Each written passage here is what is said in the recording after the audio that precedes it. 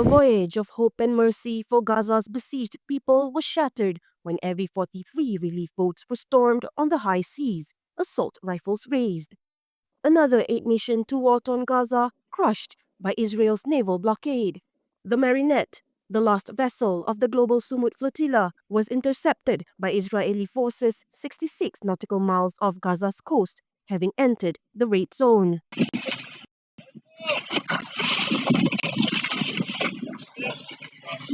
Everybody sit down, nobody move, hands up in the air. We're coming on force. Nobody move. Hands in the air. Everybody close their eyes. It was the final chapter in a mission that began with nearly 500 activists from 44 countries. Their cargo of food and medical supplies was modest in scale but defiant in purpose. For more than 700 days since October 2023, Gaza has been under relentless bombardment. Well over 60,000 civilians, mostly women and children, have been killed, with countless more maimed and wounded. For the living, survival has become a constant daily battle. Beyond bullets and bombs, Gazans struggle with famine, medicine shortages, and constant cuts to water and power. The UN says Gaza needs 500 to 600 truckloads of aid every day. Since May, Israel has allowed fewer than 70 on average, a fraction of what is required.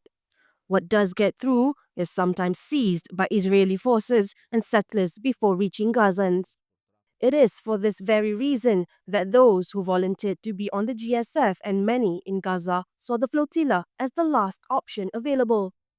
When Israel demanded the flotilla dock and transfer its supplies through Ashkelon, organizers refused, and it is easy to understand why. Israel has repeatedly intercepted ships in international waters it has no jurisdiction in, blocked convoys, and confiscated supplies. שלנו, תודה רבה על הסיוע ההומניטרי. אנחנו רק ממפים אותו.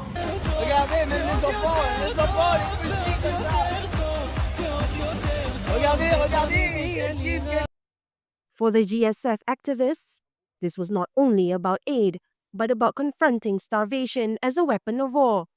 Now, over 200 GSF activists have been detained. What happens to aid on board the GSF vessels remains a mystery. Amnesty International and Human Rights Watch also view Israel's demands and actions as a violation of international law. Countries across Africa, Asia, Latin America, and Europe have condemned the events, with protesters making their voices heard and their message clear. Israel's actions are wrong. Even in Washington, dissenting voices are rising against unconditional support for Israel. شكرا لكل من وقف وساند قضيتنا وشكرا لأحرار العالم. ابقوا معنا وانشروا صوتنا. نحن في أمس الحاجة لكم. عائلات وأطفال غزة في أمس الحاجة لمن يساندهم. We are waiting and excited. Salam dari Gaza. Sumud Nusantara. Kita tunggu you dekat Gaza. Jangan lupa bawa nasi lemak and rendang untuk saya, okay? So I just want to show an example of what we're carrying. We've got a bunch of medical supplies here, gloves, gauze, painkillers, medical tape, very, very basic stuff that's very, very important and lacking. Although the Global Sumud Flotilla never reached Gaza, its message sailed further. For more than 700 days, aid has been blocked, delayed, or denied, and starvation is not a legitimate policy. It is a war crime.